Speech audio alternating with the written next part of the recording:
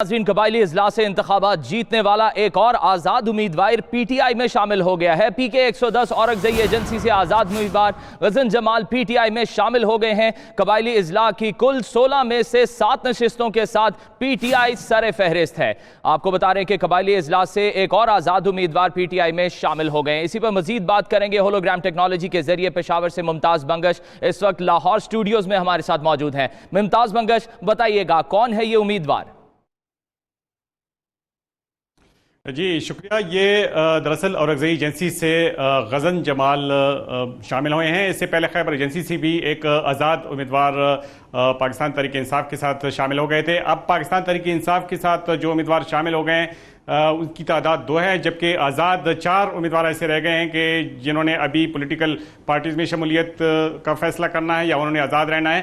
اس کے لیے اب وقت دیا گیا ہے اور الیکشن کمیشن کی جانب سے جو ہی اعلامیہ جاری ہوگا اس کی 3 دن کے اندر اندر یہ آزاد امیدوار بھی یا تو کسی سیاسی جماعت کے ساتھ اعلان کریں گے اور یا آزاد رہنے کا فیصلہ کریں گے۔ اس وقت جو صورتحال ہے وہ یہ ہے کہ پاکستان تحریک انصاف کے پاس 7 امیدوار ہیں جو کامیاب ہیں، جو صوبائی اسمبلی تک پہنچ چکے ہیں۔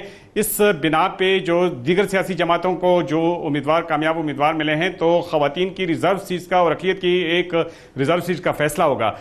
فارمولے کے تحت ابھی جو ایگزسٹنگ تعداد ہے پاکستان تحریک انصاف کے پاس 7 امیدواروں پہ پاکستان تحریک انصاف کو خواتین کی 2 نشستیں ملے گی اور اقلیت کی 1 نشست ملے گی۔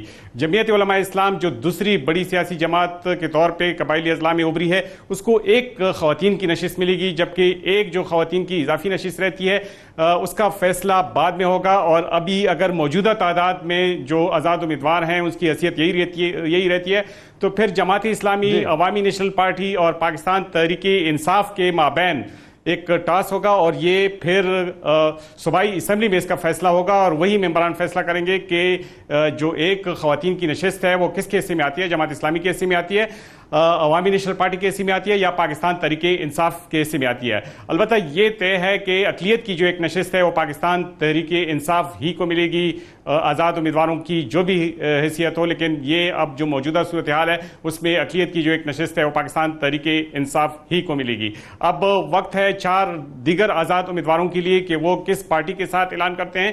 اب الیکشن کمیشن نے ایک اعلامیہ جاری کرنا ہے، اس کے بعد ان کو 3 دن کا ٹائم دیا جائے گا کہ وہ کسی بھی سیاسی جماعت کے ساتھ اعلان کر دیں اور یا آزاد رہنے کا فیصلہ کر لیں۔ ٹھیک ہے، یعنی 4 ابھی بھی امیدوار ایسے ہیں جو آزاد ہیں جنہوں نے ابھی کسی پارٹی میں شمولیت کا اعلان کرنا ہے۔ ممتاز بنگش ہولوگرام ٹیکنالوجی کے ذریعے ہمارے ساتھ ہم لاہور اسٹوڈیوز میں موجود تھے، آپ کا بہت شکریہ۔